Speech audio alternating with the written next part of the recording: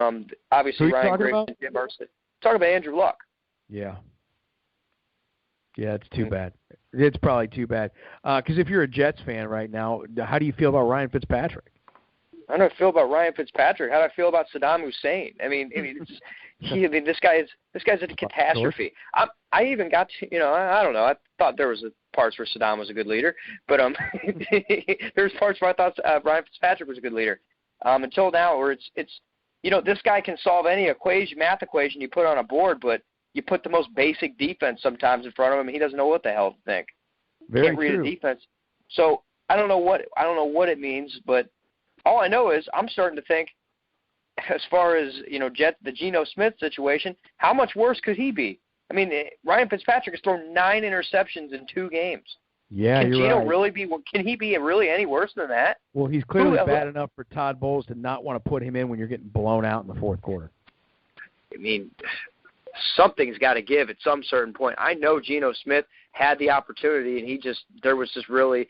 They lost so much faith in Geno Smith is why Ryan Fitzpatrick was there in the first place. Yeah, it's not even cute. I don't understand. How does a team like the Denver Broncos have guys like Simeon and Paxton Lynch waiting in the wings, and the Jets? They've got that Bryce Petty guy out there who. Joey, you're a Jets fan. What's his story? Is he worthy of a start? See, he must not be, Jack, because if he was, there would be no need to go draft Christian Hackenberg in the second round, and that's the way I look at it. Yeah, if they saw some potential in Bryce Petty's future, why would you go ahead and draft a quarterback in the second round? That makes no sense to me. Bryce Petty was a system guy from Baylor. That's just hasn't played out well in the NFL. No, and that's what happens with these guys. Geno Smith was a system quarterback in college at West Virginia. So from what I'm hearing about Hackenberg, he has been a complete, total wasted draft pick. Yeah, I wouldn't doubt it. They're bad. Jets have been a bad organization for some time now. He has disciplinary issues. He has personality issues. I think that I read that he has likability issues in the clubhouse. Sounds like a Ryan Mallett. They just probably got wooed by. He probably went out there in their training camp or OTAs a couple times and whipped the ball around a couple times and. They bought into it from there, didn't look at the whole package. Same with looks like a Ryan Mallett situation maybe. That could very well be. Mallett had one of the better arms you'll ever see, but he was an asshole. Yeah. Well, I don't know about you guys, but when it comes to Wednesdays, I become a Wednesday afternoon warrior where I scour up and down that waiver wire to see how I can better my fantasy football squad. I haven't really. What's your fucking excuse? My issue is I actually drafted so well this year that I haven't had to. Other than having a Sammy Watkins injury that has affected my my backup wide receivers, and I did say backup because Sammy was a backup on my squad. But what do you guys got? What are you guys seeing out there? Anything? I am, and I have a tendency to fall in love with players and not want to let go, and then I'll cut them and then wonder why I cut them and go back out and try to dig them up. For example, Darren Sproles in some leagues. I feel like that Philadelphia team is going to spread the wealth. I don't know why, and I just love Darren Sproles year in and year out. But looking around the leagues, most commonly you're going to see some strange pickups. Robert Woods has all of a sudden become a number 1 wide receiver in Buffalo. I have Sammy no Watkins faith is out. in Robert Woods, though. What's that? I just don't have any faith in Robert Woods, though. I can see why you don't. I think over the first 4 weeks, he's somewhere around 16 catches, 18 catches. Here, I'll look it up. Yeah, he's okay. 18 catches. He's found the end zone 1 time. Nope, take that back. No times. Screw him. No, look, I think he's a good wide receiver, though. Moving into the number 1, he might be better. I'm not afraid of him. I'm not afraid of Chris Hogan either. I've got a diamond in the rough out there that I don't think is on anybody's mind right now. But after watching this guy play maybe the first 2 seasons and then disappear season 3 and He played Monday night, and I think that what the Minnesota Vikings were trying to do with this guy is create a Terrell Pryor situation with him, where I believe they used him in the wishbone. They ran him. They passed to him. They created plays for him. He's been somebody who has disappeared from anyone's fantasy football roster. Had a great rookie year. You know who I'm talking about. I do. Cordarrelle Patterson, who... Yeah. I think he's a talented kid. He looks like he put on some beef. He looks like he's strong. And the way that the Vikings were using him Monday night, I can see something in the future for him. Plus, if you're in a fantasy football league where you get points on punt returns and kick returns, that might be your guy. He's bound to pop one. In the rough. I like Cordarrelle Patterson. If you know what, I hate to see a hold a spot with him, but he is somebody that could see a lot of looks. I think he had a problem with Norv Turner 2 years ago, and it got him in the doghouse, if I remember correctly. But the year prior to that, he had a big rookie season, didn't he? Yes, he was just dynamite on those punt and kick returns. Yeah. And here again, I think the Vikings' defense, special teams right now is just. Although I don't think they showed up on the stat sheet on Monday night, but, man, that first 3 weeks, they were something, right? They sure were, yeah. Stephon Diggs had monstrous nights. He's cooled down the last 2 weeks. But there's a lot of wide receivers out there that are probably available in most leagues. How about guys like Bryce Butler and guys like Philip Dorsett? Dorsett could potentially be another deep threat on the other side of T.Y. Hilton. It looks like Dez is going to miss again Sunday. So no Dez means Bryce Butler's got to be in the picture again. I would not be afraid to pick Bryce Butler up because you and I both know where he came from. I do. Yeah, he's a good player. He's big, he's strong, and he looked good. He looked good Sunday. He did. How about John Brown in Arizona? He's still floating around on a lot of waivers.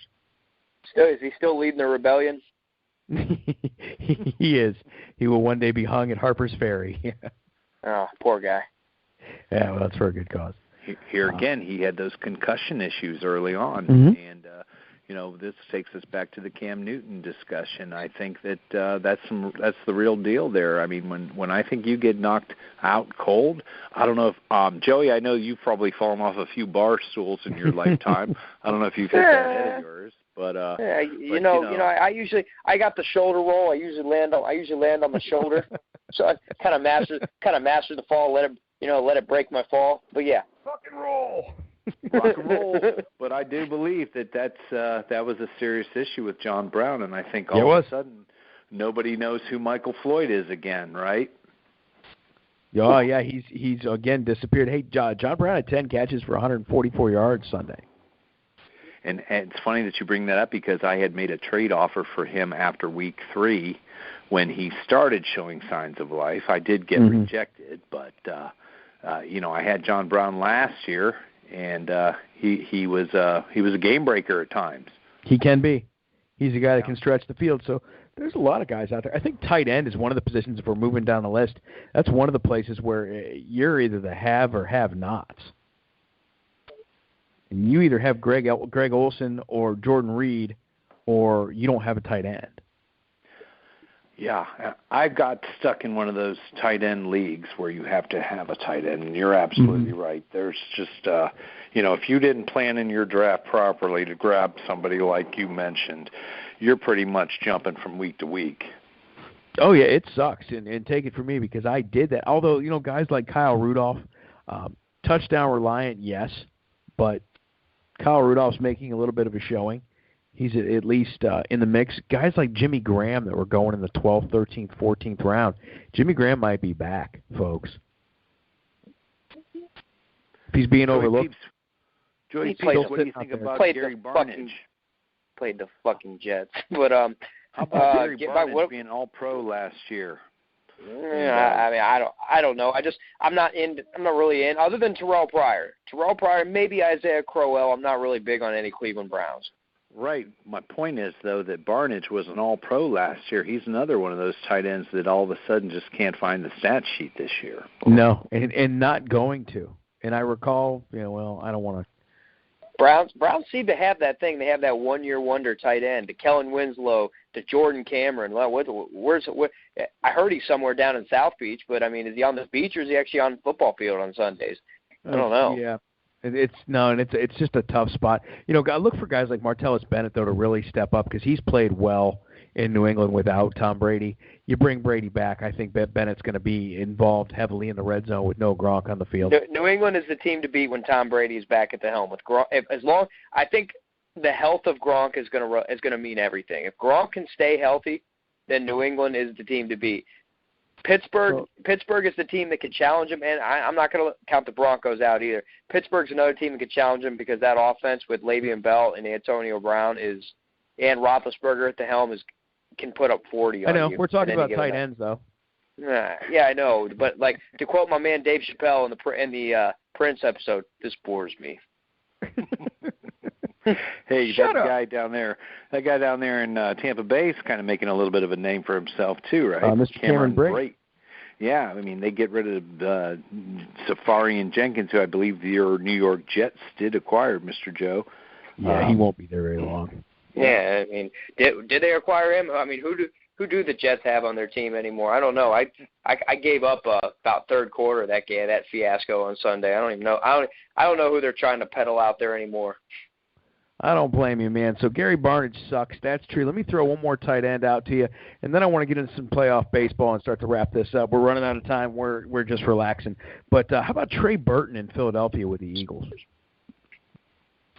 Former Florida Gator, big, strong kid, explosive, fast, catches everything, can block a little bit too. Watch him become a factor for the Eagles.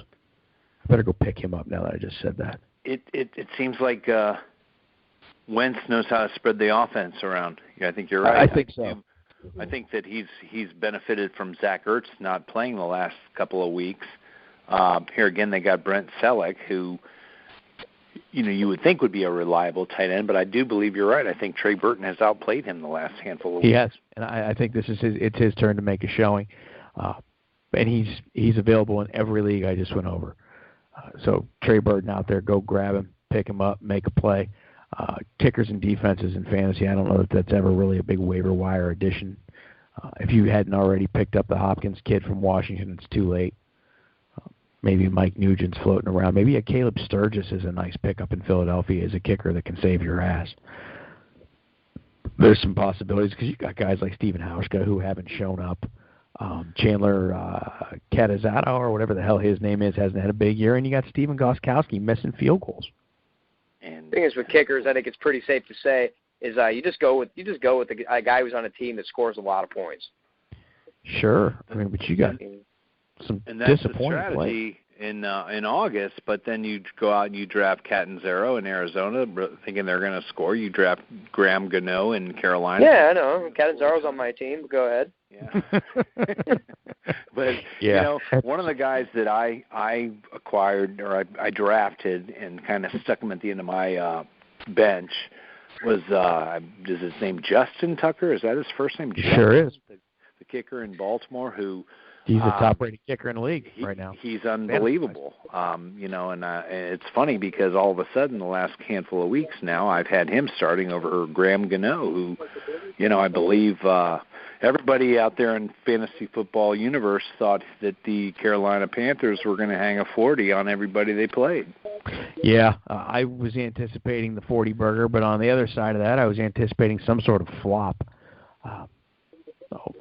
Fair to say. I mean, your kickers, like you said, you go out in the preseason and your plan looks great, and then you get punched in the mouth with Chandler Catanzaro or whatever the hell his name is. Because Joe, I got him too in a couple of leagues, and he's bitten me in the ass.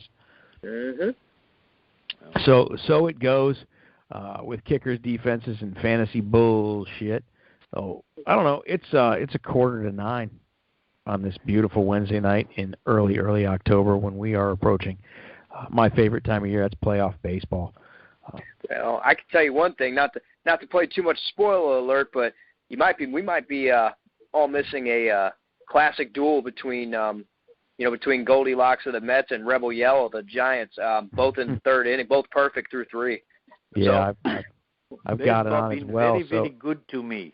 And Poppy's World Tour. Poppy scares me as an Indians fan. I think that's where you might want to be a little concerned, is having to face off against the Boston Red Sox. That's a good baseball team. Both of them are. Tribe's got 2 games at home. The first 2, I believe they've got to win both those games in order to get by Boston. Yeah, they're going to have to. These pitching injuries are ugly for Carrasco and Salazar. It's just not good.